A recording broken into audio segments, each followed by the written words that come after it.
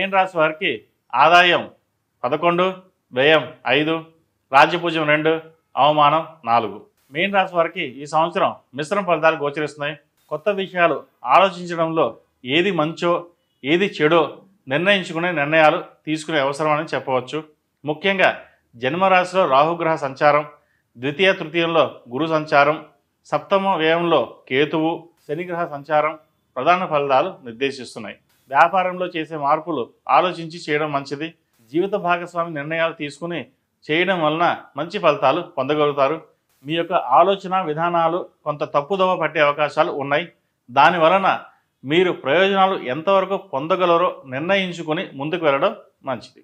జీవిత భాగస్వామి ఆరోగ్య విషయంలో జాగ్రత్తలు అవసరం. ఆందోళన కలిగించే అంత ఇబ్బందులు ఉండవు, కానీ జాగ్రత్తలు వహించండి.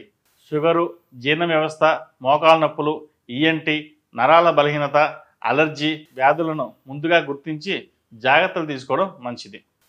యువత దుర్వ్యసనాలకు దూరంగా ఉండడం కుటుంబానికి సమాజానికి మంచిది. పిహెచ్డి చేసేవారికి అనుకూలం అని చెప్పచ్చు. ఆర్థికంగా అనుకూలంగా ఉన్నట్లు ఉంటుంది, కానీ ఆదాయం కంటికి కనిపించదు. రాజకీయ రంగంలో ఉన్నవారికి నామినేటెడ్ పోస్టు వస్తుంది. మీ శక్తి సామర్థ్యాలు రుజువు చేసుకోవడానికి కొన్ని అవకాశాలు వస్తాయి. కుటుంబ పరంగా తీర్థయాత్రలు చేస్తారు. దైవ దర్శనాలు, దైవ కార్యక్రమాలకు ముందుంటారు. సహోదర సహోదరి వర్గానికి మీ పరపతిని ఉపయోగించి సహాయం చేస్తారు. ఉన్నత స్థాయిలో ఉన్నవారికి ఈ సంవత్సరం పరీక్షా కాలం అని చెప్పవచ్చు. వృత్తి ఉద్యోగ పరంగా కొంత ఓర్పు సహనం చాలా అవసరం. కార్యాలయంలో కానీ వ్యాపార ప్రదర్శన కానీ మీరు కోరుకున్న మార్పులు క్షణాల్లో రావు. రాత్రికి రాత్రే ఏ అద్భుతాలు జరగవు. సహనం పాటించాలి. వచ్చిన సదావకాశాన్ని సద్వినియోగం చేసుకోండి. ఆర్థికంగా వ్యాపార పరంగా ఏర్పడిన ఇబ్బందులు ఎదుర్కొంటారు. వృత్తి వ్యాపార సంబంధమైన విషయాలు మళ్ళీ గాడిలో పెట్టగలుగుతారు. విద్యా సంబంధమైన విషయాలు, పోటీ పరీక్షలు సంబంధించిన విషయాలు చాలా అనుకూలంగా ఉన్నాయి. సంతానానికి సంబంధించిన విద్యా విషయంలో ఖర్చు చాలా ఎక్కువ అవుతుంది. మీ పరపతి వల్ల వాళ్ళకు ప్రభుత్వపరమైన స్కాలర్షిప్లు, ప్రభుత్వపరమైన స్కీములు వల్ల లబ్ధి చేకూరుతుంది.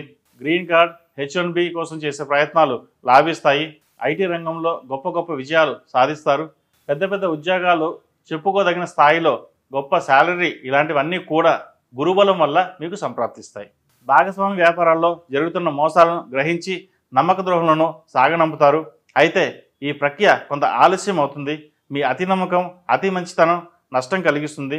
వివాహం కాని వారికి వివాహం అవుతుంది. వివాహ సంబంధమైన విషయాలు, అనుబంధాలు, బాధ్యతలు అతీతంగా వ్యవహరించండి.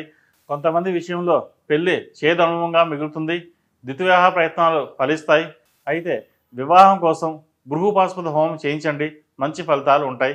విలువైన పత్రాలు, డాక్యుమెంట్ విషయంలో జాగ్రత్తలు అవసరం. విలాసవంతమైన జీవితానికి దూరంగా ఉండాలని భావిస్తారు, అయితే అది ఆచరణలో సాధ్యం కాదు.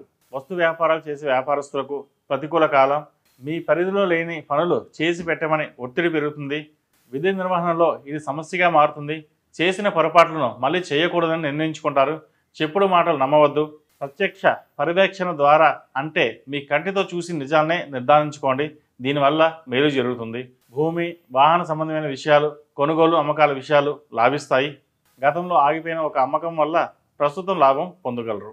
ఈ సంవత్సరం ఈ రాశివారు ప్రథమార్థంలో సుబ్రహ్మణ్య పాశుపత హోమం, ద్వితీయార్థంలో అఘోర పాశుపత హోమం చేయడం చెప్పదగిన సూచన. ప్రతి మంగళవారం నాడు సుబ్రహ్మణ్య స్వామికి అభిషేకం, అలాగే ఆంజనేయ స్వామి వారికి 8 మంగళవారాలు అభిషేకం, 9వ మంగళవారం నాడు వడమాల వేయండి. దానివల్ల మంచి ఫలితాలు సంప్రాప్తిస్తాయి. మేషం నుండి మీనం వరకు ఉన్నటువంటి సంవత్సర రాశి ఫలితాలు నా పరిజ్ఞానం సంకరించే మేరకు తెలియజేశాను. అందరికీ మరోసారి